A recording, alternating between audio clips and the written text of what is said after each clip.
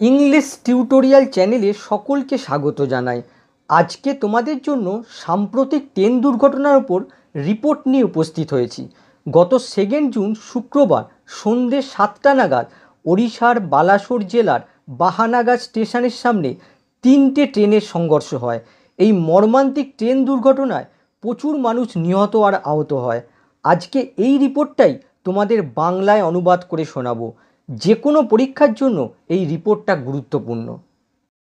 এবারে দেখো তোমাদের এই রিপোর্টটা কীভাবে প্রশ্নের আকারে আসতে পারে। প্রশ্নটা হতে পারে, write a newspaper report on a tragic train accident in Odisha.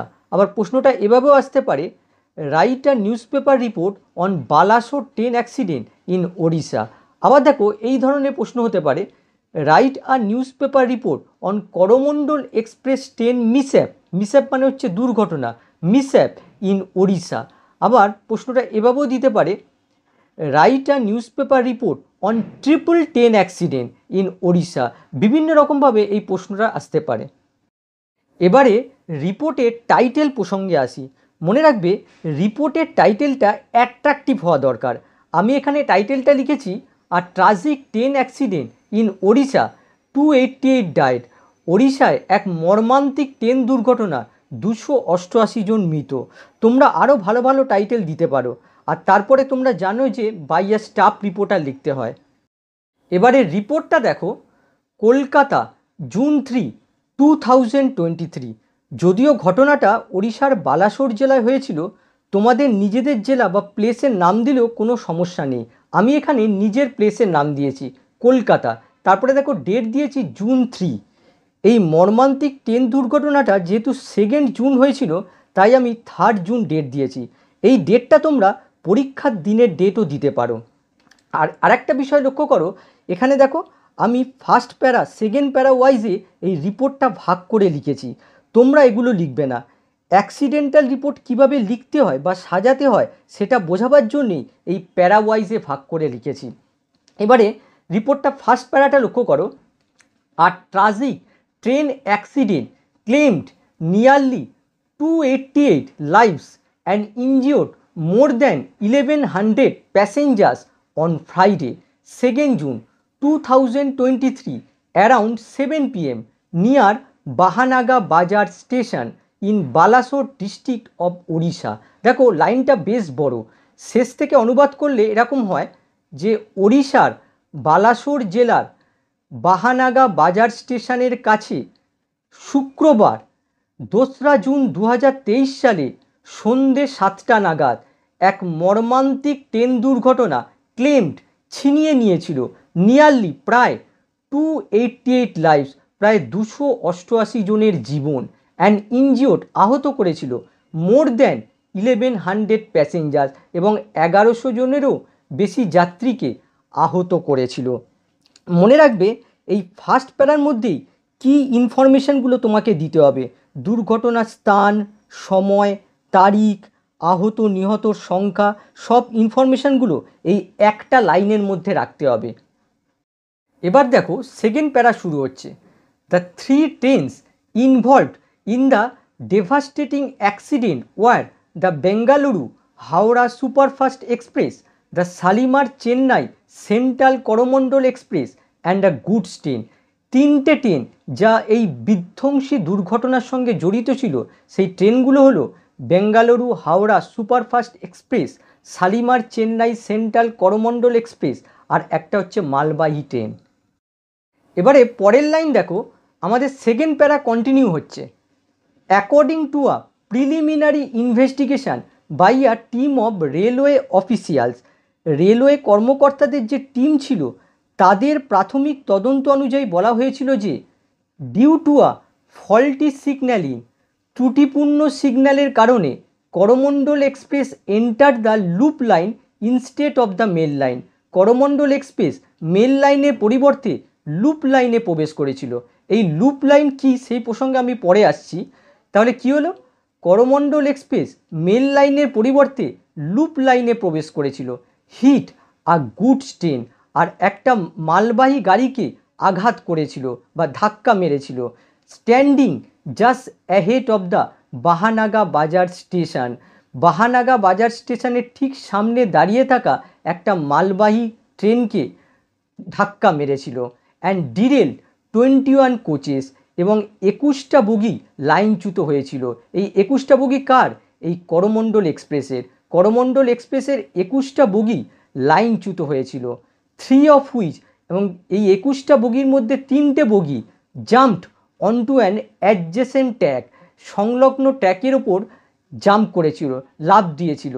Through which, যার মধ্যে দিয়ে Bengaluru Howrah superfast train was coming from the opposite direction, উল্টো দিক থেকে যে ট্র্যাকের মধ্য দিয়ে বেঙ্গালুরু হাওড়া সুপারফাস্ট ট্রেন যাচ্ছিল।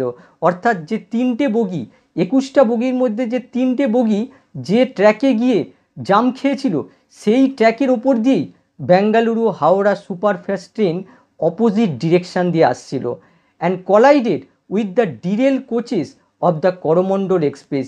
করমণ্ডল এক্সপ্রেসের যে বগিগুলো লাইনচ্যুত হয়েছিল তার সাথে সংঘর্ষ হয়েছিল। কার সংঘর্ষ হয়েছিল? এই বেঙ্গালুরু হাওড়া সুপারফাস্ট ট্রেন। এবারে আমি আসছি লুপ লাইন প্রসঙ্গে। দেখো, লুপ লাইন হলো মেল লাইনের একটা শাখা, যা কিছুটা দূরত্বে গিয়ে আবার মেল লাইনের সঙ্গে মার্চ হয়ে যায়। যাত্রীবাহী ট্রেন যখন মেল লাইনে দ্রুত বেগে পাস করে তখন একটা মালগাড়িকে ওই লুপ লাইনে দাঁড় করিয়ে দেওয়া হয়, আর এটাই হচ্ছে লুপ লাইনের উদ্দেশ্য। কোনো যাত্রীবাহী ট্রেন যদি মেল লাইন থেকে লুপ লাইনে যায় তার গতিবেগ কমিয়ে দেওয়া হয়, যাতে মেল লাইন দিয়ে অন্য একটা দ্রুতগামী ট্রেন পাস করতে পারে। এটাই হচ্ছে loop line system. Second para continue হচ্ছে, many passengers were trapped in the overturn coaches of the superfast train. Superfast ট্রেনের উল্টে যাওয়া বগিগুলোর মধ্যে অনেক যাত্রী আটকা পড়ে গেছিল। It is considered to be one of the deadliest train accidents in Indian history. এই দুর্ঘটনাটা ভারতীয় ইতিহাসে এক অন্যতম বিপজ্জনক ঘটনা বলে বিবেচনা করা হচ্ছে। এবারে আমাদের থার্ড প্যারা শুরু হচ্ছে। Rescue operation started in full swing after the accident. উদ্ধার কার্য পুরোদমে শুরু হয়েছিল দুর্ঘটনার পর। 3 এনডিআরএফ ইউনিট, 3টে এনডিআরএফ ইউনিট। এনডিআরএফের ফুল ফর্ম হচ্ছে ন্যাশনাল ডিজাস্টার রেসপন্স ফোর্স। 3টে NDRF unit, 4 disaster rapid action force unit, 4টে disaster rapid action force unit, over 15 rescue team, 15টারও বেশি উদ্ধার কার্যের দল, 30 ডক্টর, 30 জন ডাক্তার অ্যান্ড 200 পুলিশ এবং 200 পুলিশ স্টার্টেড শুরু করেছিল রেস্কিউ অপারেশন, উদ্ধার কার্য। Injured people were taken to the nearby local hospital. আহত লোকদের নিকটবর্তী স্থানীয় হাসপাতালে নিয়ে যাওয়া হয়েছিল। Several trains have been cancel, এবং অনেকগুলো ট্রেনকে বাতিল করা হয়েছে। হোয়াইল মেনি ওয়ার ডাইভার্টেড, এবং অনেকগুলো ট্রেনের রুট চেঞ্জ করা হয়েছে। ডাইভার্টেড মানে চেঞ্জ করে দেওয়া হয়েছে, অর্থাৎ রুটটাকে চেঞ্জ করা হয়েছে। As restoration work is underway, যেহেতু উদ্ধার কার্যের কাজ চলছে। এখানে আন্ডারওয়ে মানে হচ্ছে ইন প্রোগ্রেস, উদ্ধার কার্যের কাজ চলছে। এবারে ফোর্থ প্যারা দেখো, mister Ashwini Vaishnaw the railway minister visited the spot and expressed grief. Mister Ashwini Vaishnaw, যিনি হচ্ছে রেলওয়ে মিনিস্টার, দুর্ঘটনাস্থল পরিদর্শন করেছিল এবং শোক প্রকাশ করেছিল। হি অ্যানাউন্স, সে ঘোষণা করেছিল, কম্পেনসেশন, ক্ষতিপূরণ অফ ₹10 লাখ, 10 লক্ষ টাকা for the family of the dead, মৃতদের পরিবারের জন্য, অ্যান্ড ₹2 লাখ, এবং 2 লক্ষ টাকা ফর দোজ সিরিয়াসলি ইনজিওর্ড, যারা গুরুতর আহত হয়েছিল, and ₹50,000 for those minor injured, এবং যারা অল্প স্বল্প আহত হয়েছিল তাদের জন্য 50 লক্ষ টাকা ঘোষণা করেছিল। West Bengal chief minister Mamata Banerjee, পশ্চিমবঙ্গের মুখ্যমন্ত্রী মমতা ব্যানার্জি অ্যান্ড ওড়িশার চিফ মিনিস্টার নবীন পটনায়ক, এবং ওড়িশার মুখ্যমন্ত্রী নবীন Patnaik reach the accident site, এবং দুর্ঘটনাস্থলে পৌঁছেছিল to take stock of the situation, পরিস্থিতি খতিয়ে দেখতে। এখানে দেখো, to take stock of the situation, এর অর্থ হচ্ছে পরিস্থিতি খতিয়ে দেখতে। যা chief minister of West Bengal, পশ্চিমবঙ্গের মুখ্যমন্ত্রী, হ্যাজ অ্যানাউন্সড, ঘোষণা করেছে, আর কম্পেনসেশন, ক্ষতিপূরণ অফ ₹5 লাখ 5 লক্ষ টাকা কাদের জন্য? For the families from West Bengal who had been killed in the accident. পশ্চিমবঙ্গের সেই সমস্ত ফ্যামিলির জন্য যারা দুর্ঘটনায় নিহত হয়েছিল। আমাদের ফোর্থ প্যারা কন্টিনিউ হচ্ছে। Prime minister Narendra Modi also visited the spot.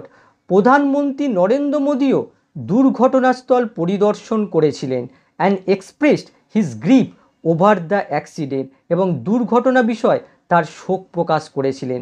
PM Modi also announced an ex gratia of ₹2 lakh. PM মোদীও 2 লক্ষ টাকার অনুদান ঘোষণা করেছিল কাদের জন্য?